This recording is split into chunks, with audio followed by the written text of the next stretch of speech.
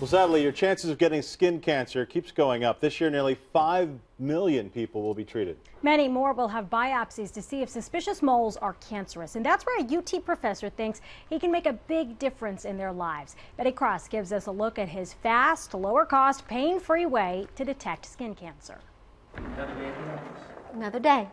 Okay, so for outside, Spend a day on the job with Lori McGarry, we need to open this up. and you'll see why the Austin realtor Okay. was routinely exposed to the sun's most harmful rays. I had a freckle and it started to grow. A biopsy revealed, It is melanoma and it is malignant and it has spread. but after surgery on her leg, I think it was about a quarter size. Lori calls this her victory Z. I'd much rather have a scar than lose my life or lose a leg or something. So I grew up on the beach. James Tunnell has lost count of his biopsies. I get them all the time. The UT professor knows he could one day face Lori's same diagnosis. I have family history of melanoma. The threat of skin cancer was a catalyst This small pin-looking device. in the creation of this probe. It looks like little harmless rays of light. Harmless, You can see there's a little bit of light coming out of the end of this here. but illuminating. This device allows you to have a diagnosis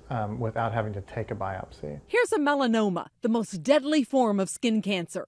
Diagnosing one can be tricky. So 20 biopsies for every one melanoma that's found.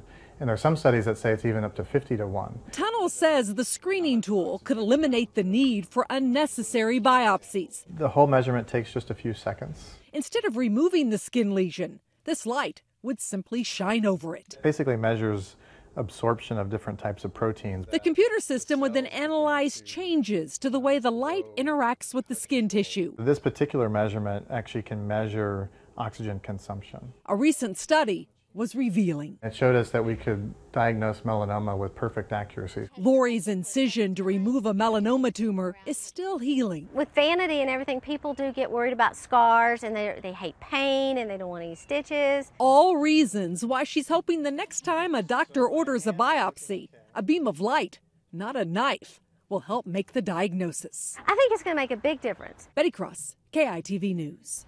Pretty incredible research. The next step in getting that screening tool in doctors' offices is a larger study of its effectiveness. If you'd like to participate in that study, we have the contact information on our website, KITV.com. Just look for Betty's story.